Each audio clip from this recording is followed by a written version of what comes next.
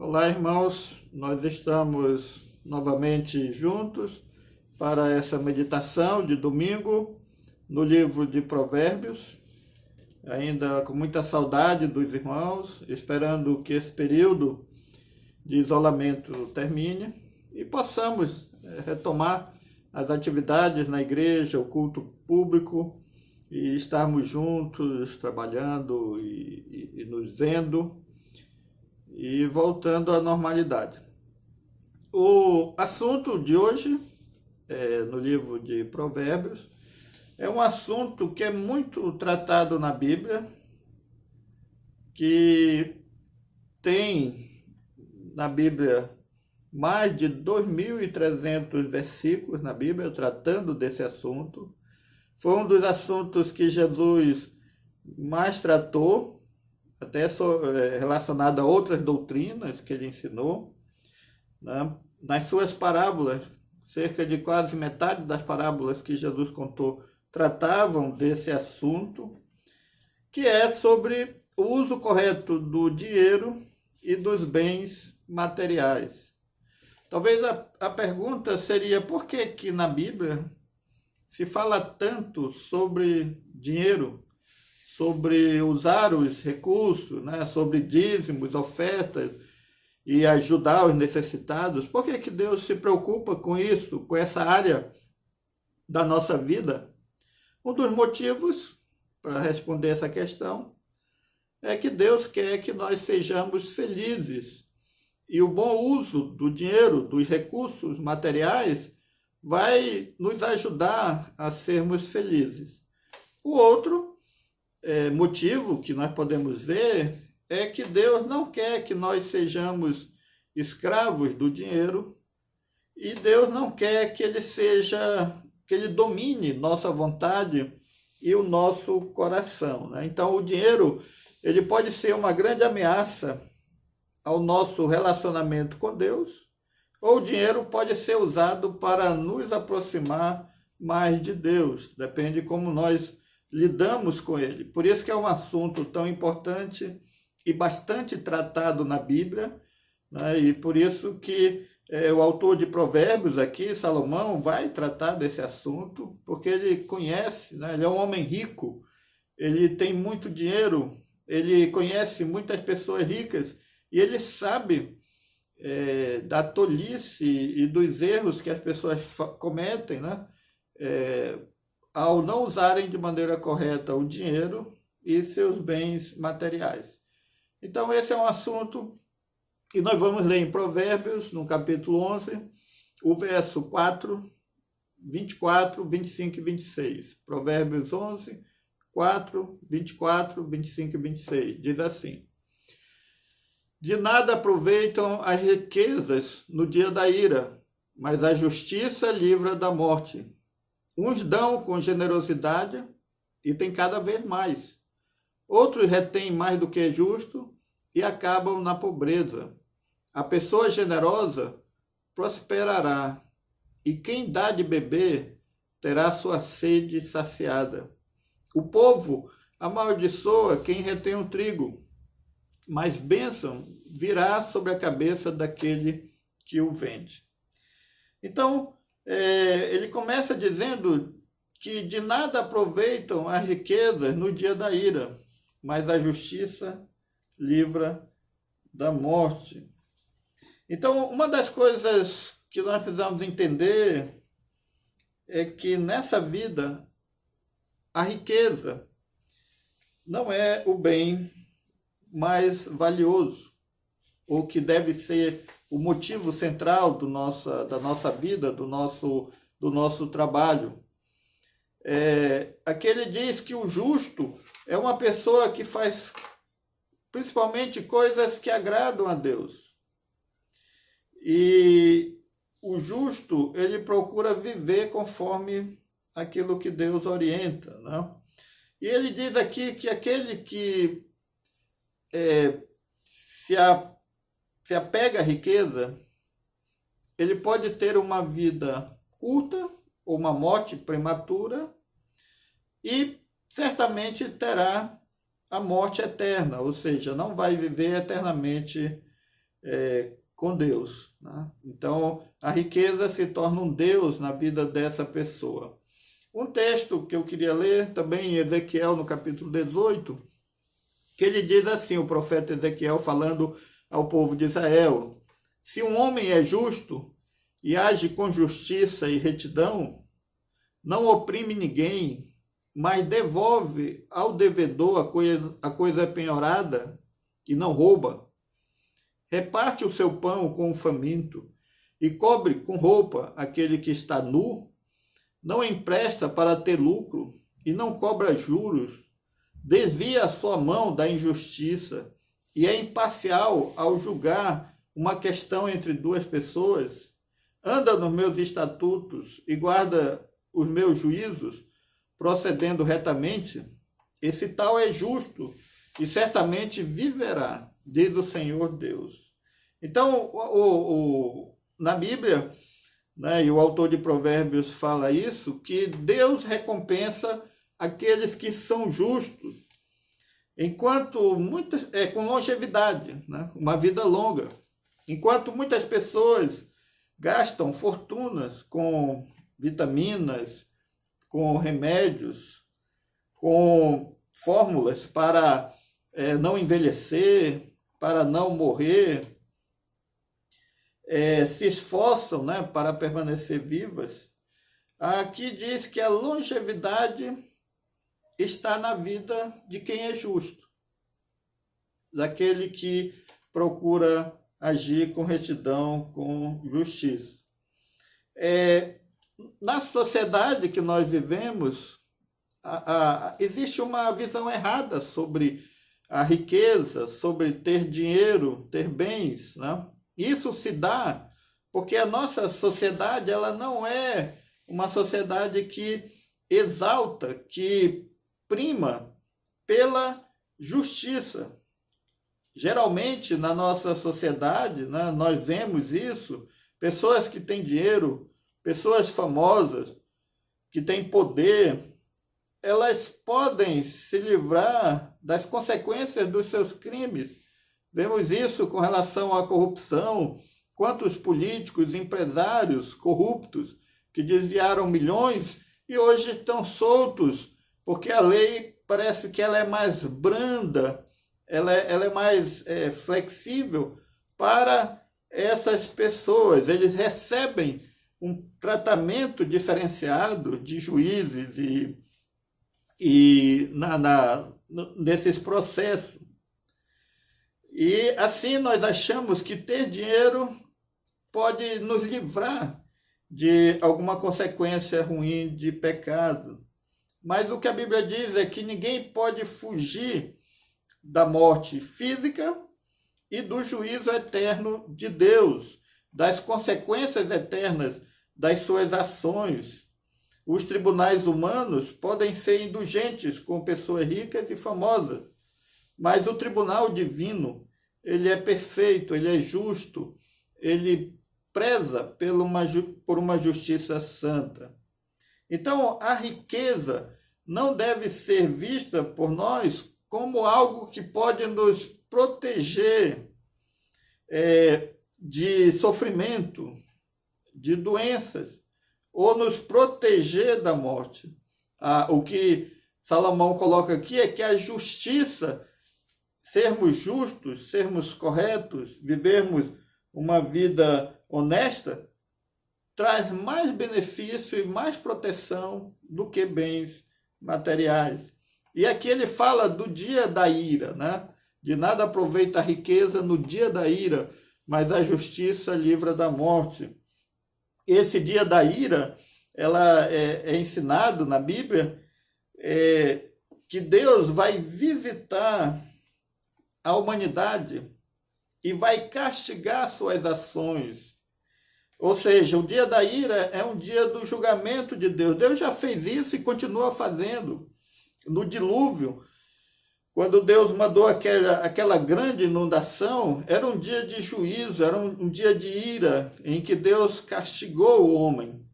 Também em Sodoma e Gomorra, quando essas duas cidades foram castigadas por causa do pecado do seu povo, né? Então, Deus, ele tem agido na história, derramando ira e castigando o homem por causa da sua iniquidade, por causa do seu pecado. E o que Salomão diz aqui é que o dinheiro não livra ninguém desse dia. Deus não está preocupado quanto de bens você tem, quantas casas você tem, quantos carros você tem, quanto de dinheiro você tem na poupança, quanto você ganha, o que você conseguiu acumular. Isso não chama a atenção de Deus. Portanto, os bens materiais, a riqueza, não deve criar em nós uma ilusão de proteção, de segurança, de que nós teremos benefícios, né?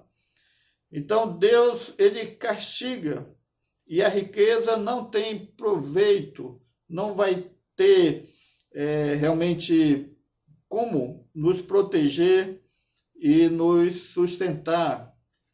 O profeta Sofonias, falando sobre o dia da ira de Deus, e há muitos textos que chamam a atenção sobre esse dia, né? Ou esses dias, em Sofonias, no capítulo 1, ele diz o seguinte: aquele dia será um dia de ira, dia de angústia e tribulação, dia de ruína e destruição, dia de trevas e escuridão, dia de nuvens e densas trevas.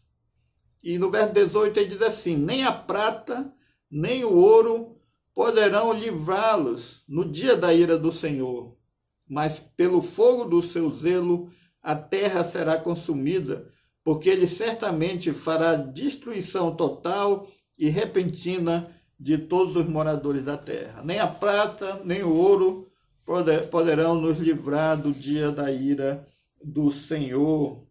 Nenhuma riqueza pode livrar do dia da ira do Senhor. Só a justiça é que nos livra da morte. O justo é uma pessoa boa, age com liberalidade, com misericórdia, é uma pessoa sábia, é uma pessoa verdadeira, é uma pessoa que na sua vida procura agradar a Deus e fazer a vontade de Deus. No verso 24, 25 e 26, né, que nós lemos, ele vai tratar ainda desses princípios divinos. E Deus estabelece algumas leis, né, nessa economia divina. Aqui nós poderíamos dizer que, ao estudarmos sobre a relação do homem com os bens materiais, nós estamos diante de verdades eternas, verdades de Deus para o seu povo. E uma das verdades eternas, uma das verdades de Deus para o seu povo, é que quando nós somos generosos, quando nós ajudamos, nós temos cada vez mais. E quando nós retemos, nós somos usurários, nós acabamos na pobreza. Então essa é uma lei divina. Dar pode aumentar seu patrimônio, reter o dinheiro pode levá-lo à pobreza. Então a pessoa que teme a Deus, a pessoa que quer ser sábia, ela precisa ser generosa para ela ser abençoada por Deus e ver os seus bens sendo multiplicados. A avareza vai conduzir à pobreza. Essa lógica não é a lógica de mercado. Na lógica de mercado, quanto mais você tem, quanto mais você guardar, mais você vai ser rico. Se você der, se você distribuir sua riqueza, ajudar pessoas pobres, você vai empobrecer, você vai diminuir a sua riqueza. A lógica divina, ela é diferente, né? A generosidade vai ser abençoada por Deus. Dar dinheiro para causas nobres, para boas obras, vai fazer com que o homem que é sábio, o homem que é temente a Deus, seja abençoado financeiramente também, né? Então isso é uma matemática divina.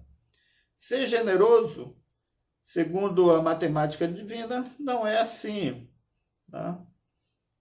A ideia é que ela não vai prosperar mais. Mas Deus, ele se alegra, ele aprova as boas obras.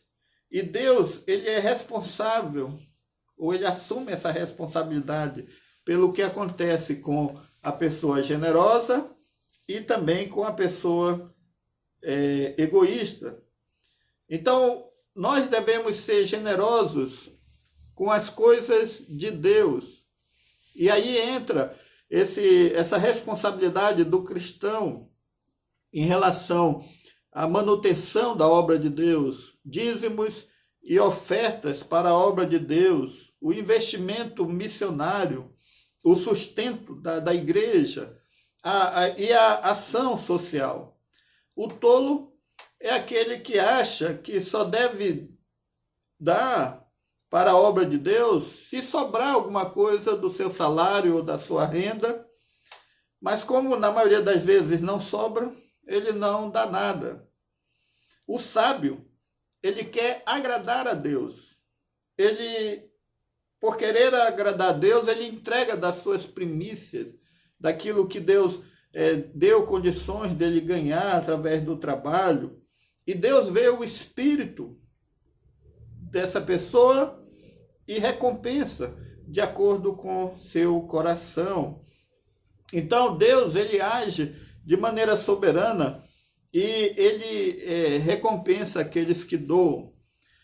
Muitas pessoas não contribuem na obra de Deus, não entregam dízimos ou ofertas, e há muitas justificativas para não fazer. Uma delas é: eu tenho muitas contas para pagar, eu não posso dar o dízimo, o que eu ganho é pouco. Quando eu ganhar mais, eu serei fiel.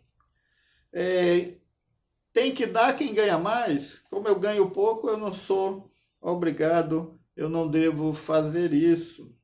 E o que a Bíblia diz é que esse pensamento, ele leva à pobreza. Essas pessoas tendem a não melhorar sua vida e a não saber gerenciar seus recursos. Sua vida financeira não melhora, sua vida espiritual não melhora. Deus tem autoridade de exigir não somente 10% do que eu ganho, mas 100%. Minha é a prata, meu é o ouro, a nossa vida está nas mãos dele. Os que dão para as coisas de Deus, Deus abençoa a vida deles, para que eles tenham mais e possam dar mais. Aqui no profeta Ageu, no capítulo 1, Deus diz assim: portanto, assim diz o Senhor dos Exércitos, considere o que tem acontecido com vocês. Vocês semearam muito e colheram pouco. Comem, mas isso não chega para matar a fome. Bebem, mas isso não dá para ficarem satisfeitos. Põem roupas, mas ninguém se aquece. O que recebe salários, recebe-o para colocá-lo numa sacola furada. Assim diz o Senhor dos Exércitos: considerem o que tem acontecido com vocês. Então Deus fala através do profeta que o povo não estava sendo fiel a Deus e na reconstrução do templo, e o profeta diz que Deus não está abençoando eles. Eles não querem contribuir, mas o salário deles cai num saco furado. Tá? Não sobra. Por quê? Porque Deus não abençoa. O servo de Deus, aquele que teme a Deus, aquele que é sábio, ele procura dar e contribuir com alegria, com gratidão no seu coração. Lá em 2 Coríntios 9:7, o apóstolo Paulo falando sobre essa questão de ofertas, de contribuições, e ele diz assim: cada um contribua segundo tiver proposto no coração, não com tristeza ou por necessidade, porque Deus ama quem dá com alegria. Deus ama quem dá com alegria. Então, quem dá vai ser, na realidade, está investindo e vai ter mais. Quem esconde, quem guarda, quem é usurário, vai acabar na pobreza. Deus ama quem dá com alegria. Se eu sou mesquinho, se eu sou avarento, Deus não será liberal para comigo. Deus não vai abrir sua mão e me abençoar se eu não sou uma pessoa liberal e que ajudo e que contribuo. Dar aqui no sentido da obra de Deus, do sustento da igreja, é um ato de adoração e deve ser feito com alegria. Eu li uma vez sobre um homem que ele ganhou muito dinheiro com construção e Deus o abençoou muito e ele chegou a viver com 10% e devolver para Deus, para a obra, né, e ação social, tudo, 90%.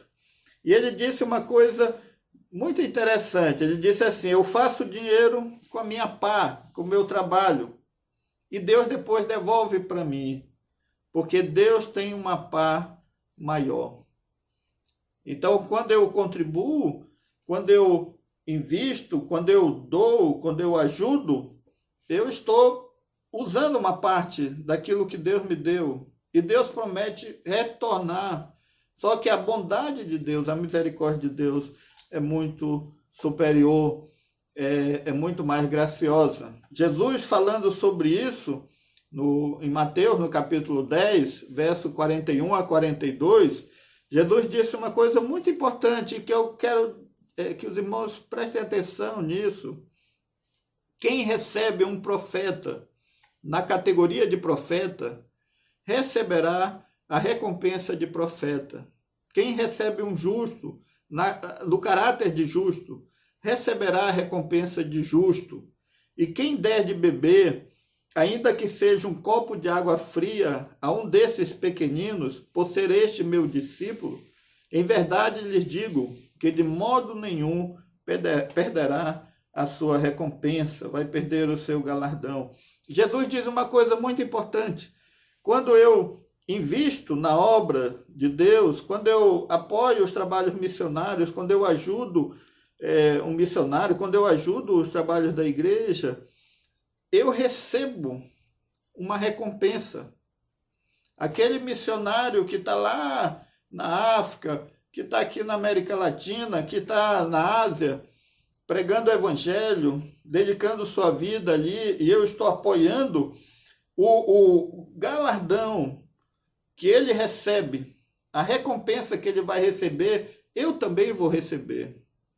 Eu vou receber essa recompensa, porque eu estou investindo, eu estou apoiando a obra de Deus. Quando Deus abençoa a sua igreja e seus obreiros, e eu estou apoiando, eu estou investindo também através de dízimos e oferta, esse galardão também vem para mim. Aqui diz que até um copo com água que eu oferecer a um pequenino, em nome de Deus, eu vou ter recompensa, eu vou ter galardão. Então aqui nós estamos diante de um princípio econômico, divino, muito importante.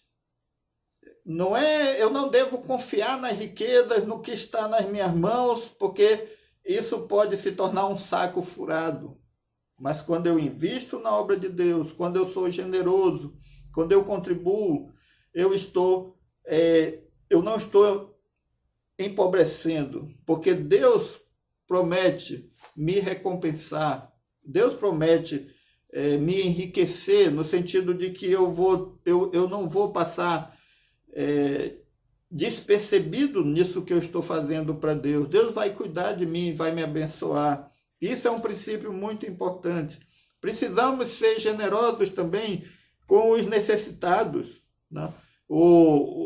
Lá em Provérbios, o autor diz: a pessoa generosa prosperará, e quem dá de beber terá sua sede saciada. O povo amaldiçoa quem retém o trigo, mas bênção virá sobre a cabeça daquele que o vende.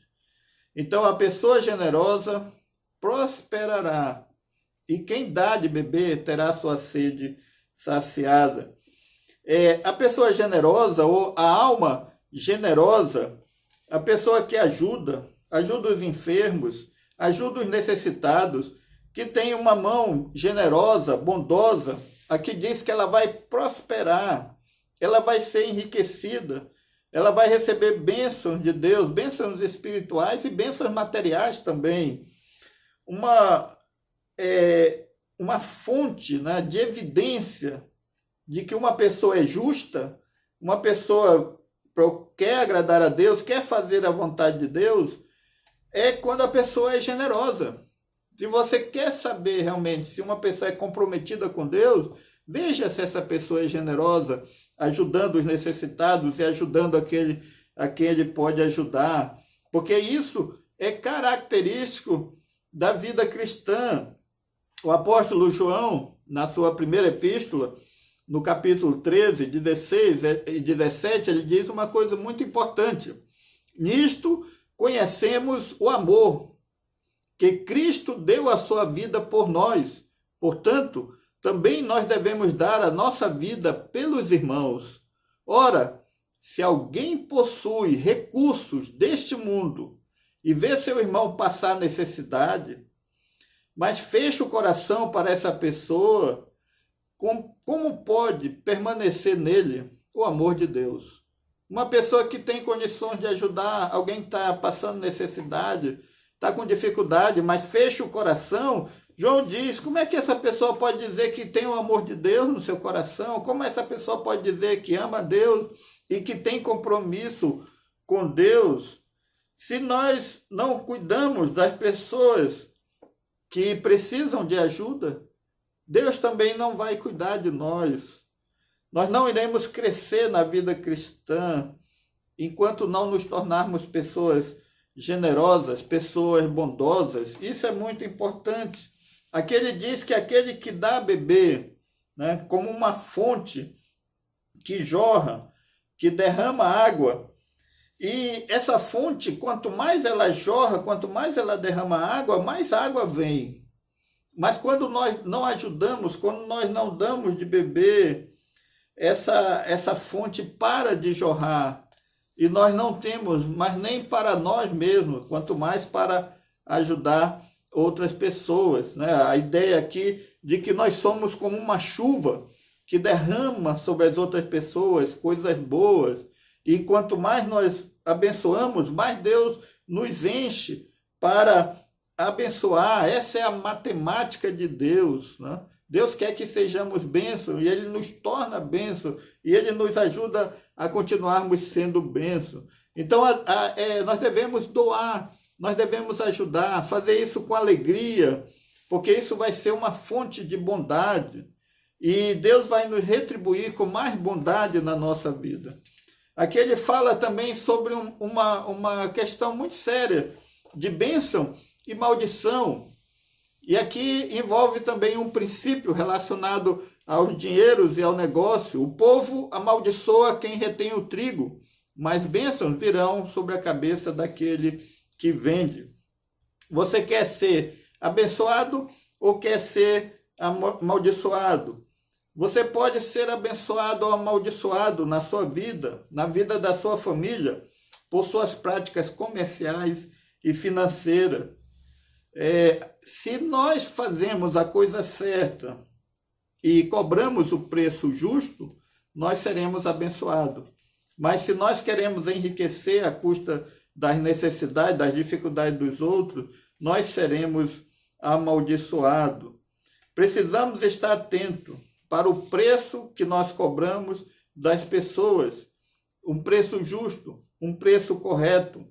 Deus não quer que um empresário, que um comerciante obtenha lucros explorando as pessoas, escondendo uma mercadoria para quando faltar, ele aproveitar e vender por um preço maior e lucrar mais com isso, principalmente quando essa mercadoria é um gênero de primeira necessidade e vai prejudicar os pobres, aqueles que têm menos recursos.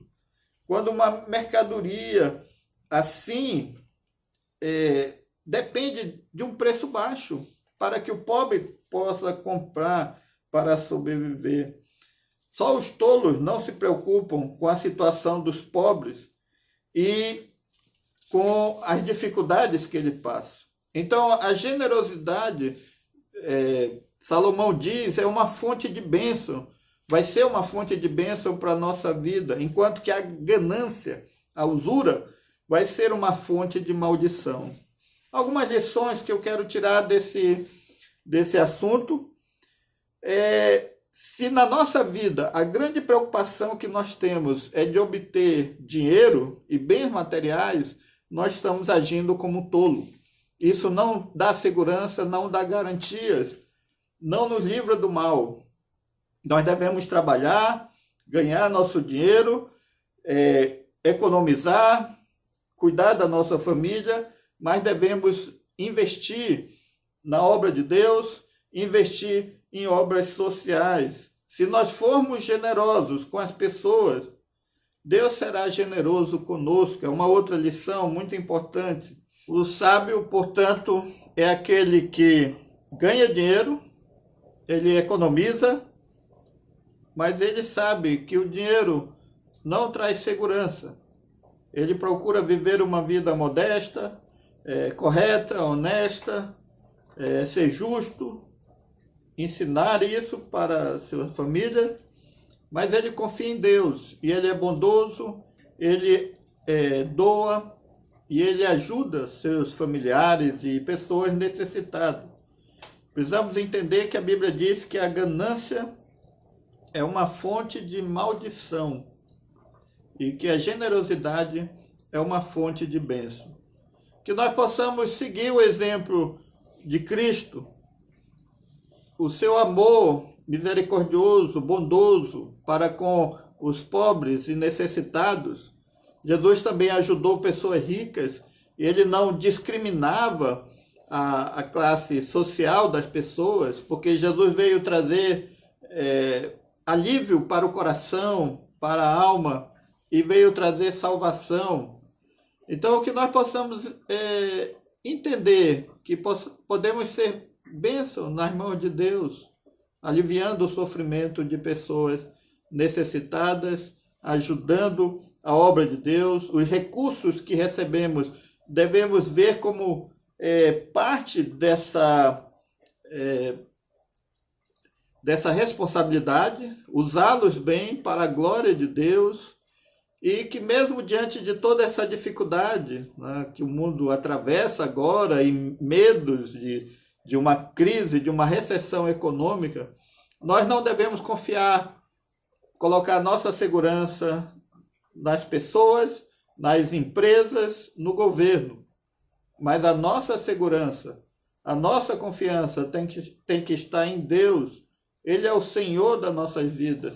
Ele é o Senhor sobre todas as coisas. E devemos honrá-lo e glorificá-lo através da nossa vida financeira. Que Deus abençoe a todos e uma abençoada semana.